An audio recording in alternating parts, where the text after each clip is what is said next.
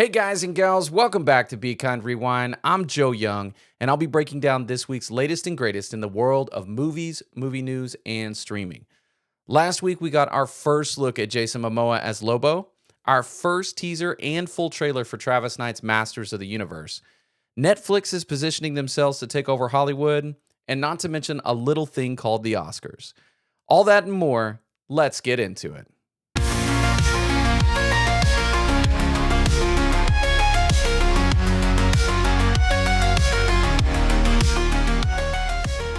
Last week, we got our first real look at Lobo, played by Jason Momoa in DC Studios' Supergirl. DC Studios dropped a new teaser, an official image, and a short social announcement to let all of us know that not only is the movie going to give us more of the James Gunn era of DC, but also give us the most metal introduction to a DC character that we have ever seen. Jason Momoa is Lobo, not playing Lobo, is Lobo in every way. This movie stars Millie Alcock as Kara Zor-El, is based on the DC Comics Supergirl Woman of Tomorrow, and is the second film in the rebooted DC universe following Superman. Supergirl is currently set to hit theaters on June 26th. Now, I cannot be more excited about this casting. This is the role Momoa has been talking about for years. He's been teasing it, hinting at it, openly wanting it, and we are finally seeing it on screen. And yeah, the look is awesome. The physicality, the attitude, the presence, it all just clicks immediately. You don't have to squint or imagine it. You see him and you go, yep, that's it. That's the guy that we have all been waiting for. This feels natural. It doesn't come across as stretched casting or a reinvention. It feels like the right guy getting the right role at the right time. And by the way, I'm loving what James Gunn is doing with the DC universe right now.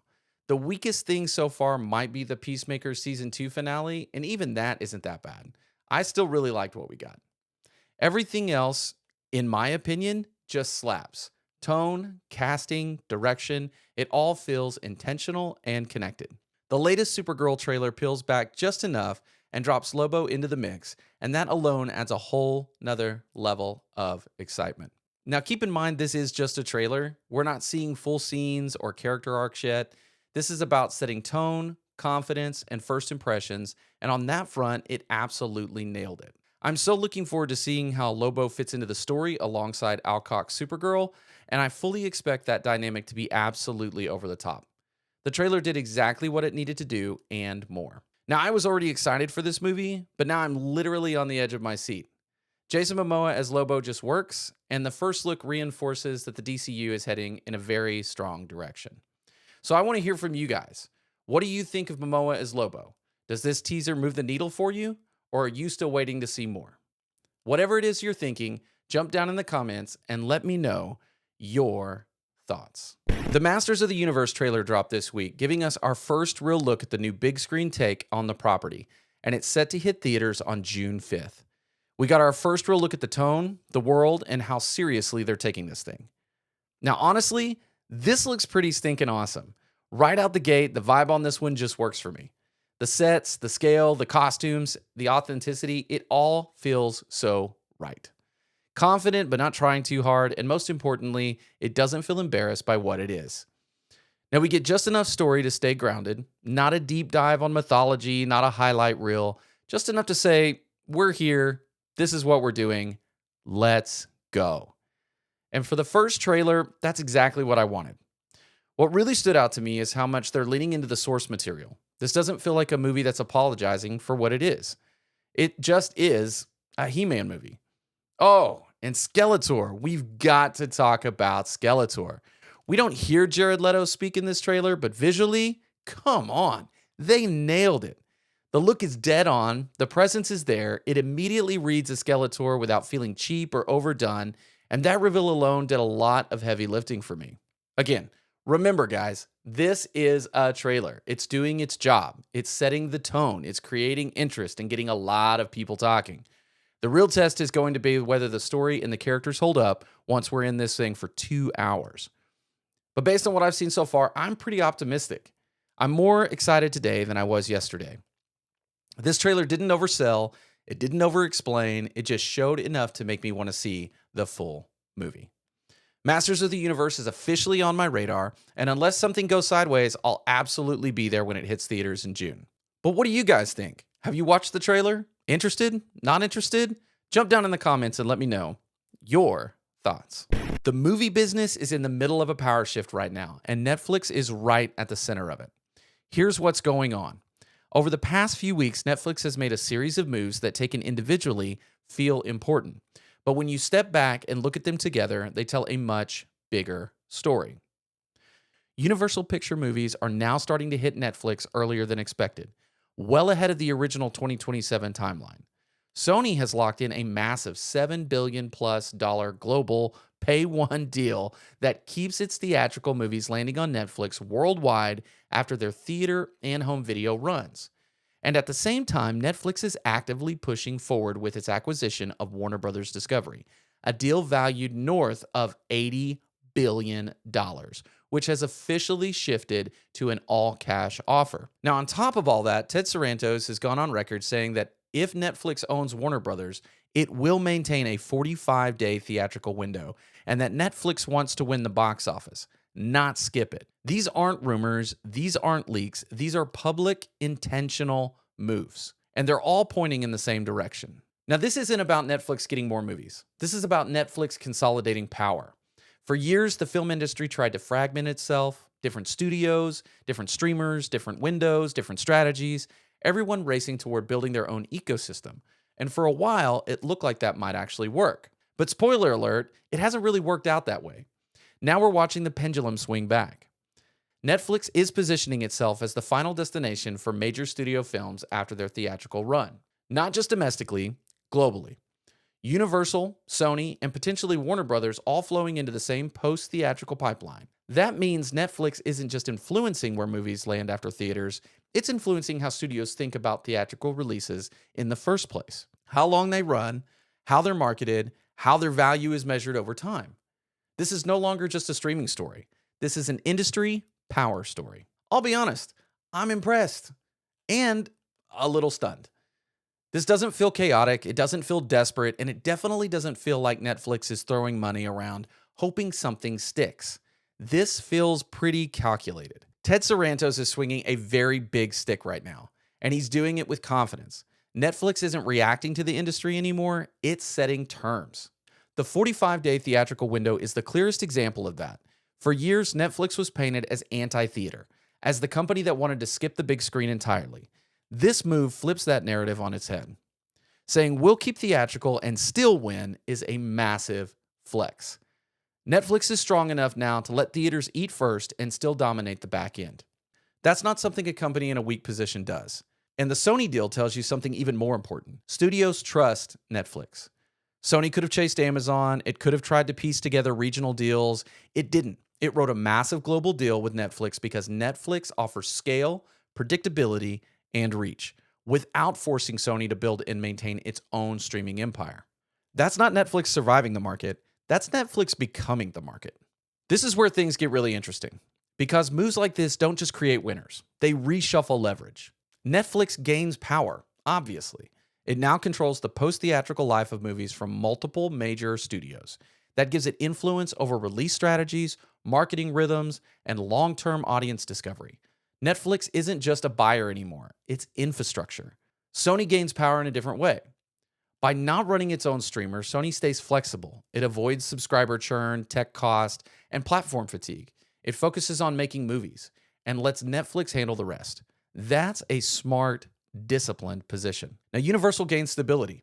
Its movies still flow through Peacock first, but Netflix becomes the reliable second act, the place where the films can actually find massive audiences. That matters more than ever in a crowded market. Now, let's talk about who loses leverage. Other streamers lose ground. Prime Video especially looks squeezed here. Once Netflix locks in pay-one dominance, competing for prestige titles becomes harder and more expensive. You're no longer negotiating from equal footing. Smaller studios and independents get caught in the middle. When one platform becomes the default destination, access narrows. That doesn't kill creativity, but it does change who gets visibility and how risk is assessed. And then there's the theatrical exhibitors.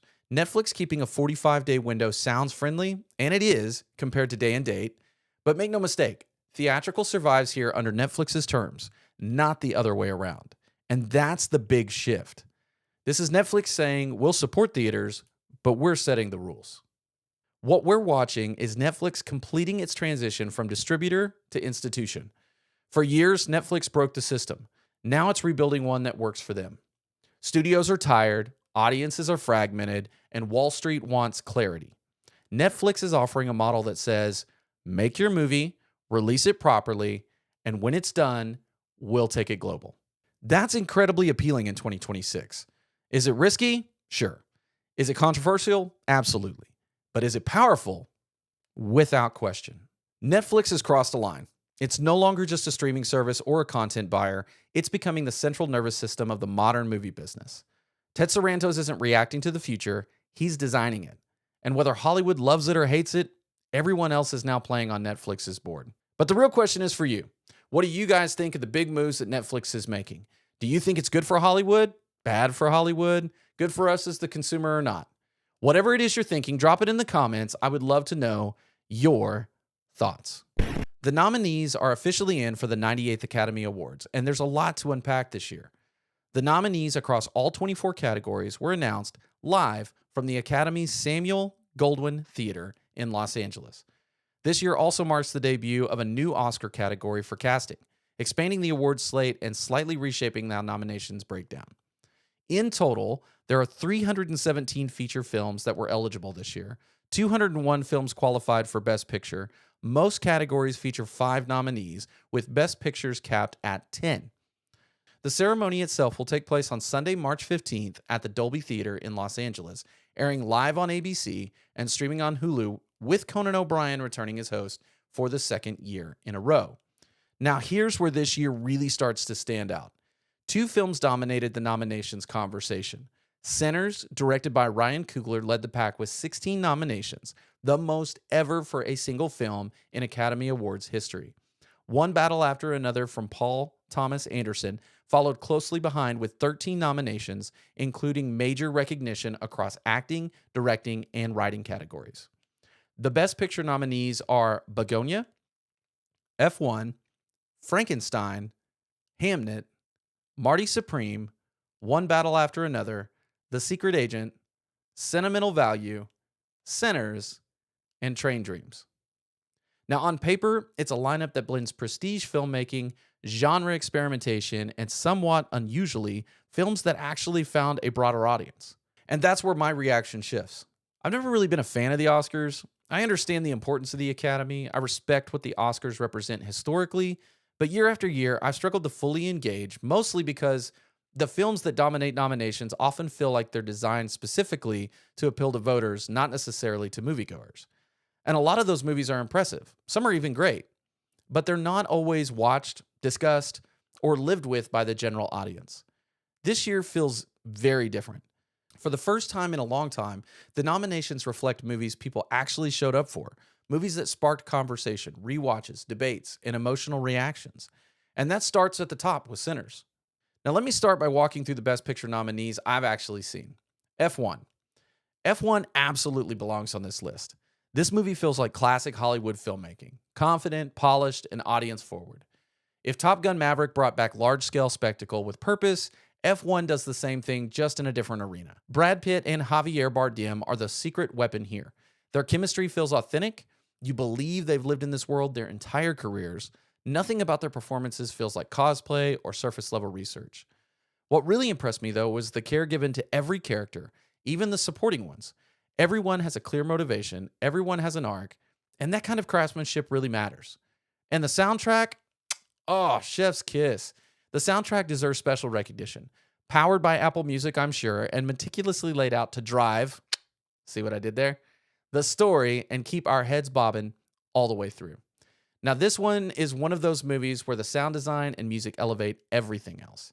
If F1 won Best Picture, I'd be genuinely happy with that outcome. Now, Sinners. This was my favorite movie of 2025, and see it break the record for most Oscar nominations ever feels pretty surreal, and honestly, pretty validating. What makes Sinners work starts with character. Every person in the film is carefully written, clearly introduced, and emotionally grounded. Even the antagonist, who is unquestionably dangerous, is given a perspective you can understand. He doesn't see himself as the villain. He believes he's elevating humanity and destroying those that have persecuted people who are different. That always makes for a more compelling threat. The setting matters just as much. 1932 Mississippi, deep in the Jim Crow South, isn't just background texture, it's narrative pressure. You've got twin brothers, both black, both wealthy, both tied to organized crime. That combination creates constant tension. As an audience, you're excited by their confidence and terrified by the world they're navigating. And then there's the music. Again, chef's kiss. This is one of the most ambitious uses of music I've ever seen in film. Blues, spirituals, rock, hip hop, Irish, and Celtic influences all blended into something that feels intentional, respectful, and powerful.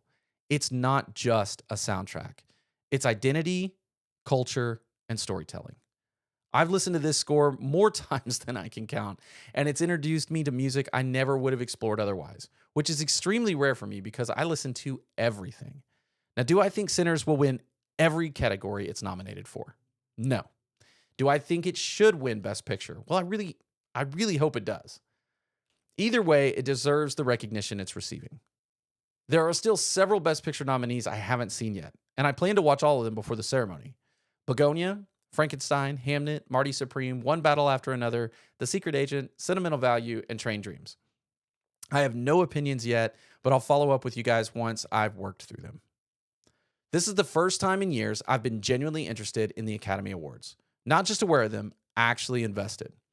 For once, the Oscars feel aligned with what audiences are watching, discussing, and connecting with. And if this is the direction things are heading, I'm here for it. Now, I want to know what you guys think. Are you paying attention to the Oscars this year? Which nominees stood out to you? And how do you feel about Sinners making history? Drop down in the comments and let me know your thoughts.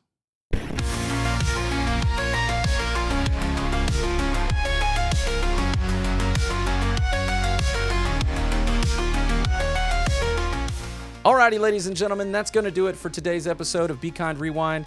You can find Be Kind Rewind on Spotify, Apple Podcast, or your favorite podcast app of choice. You can jump into the conversation on YouTube, Facebook, Instagram, Threads, TikTok. Just search for @Be Kind Rewind Show. I really appreciate you guys being here, so until next time, bye-bye.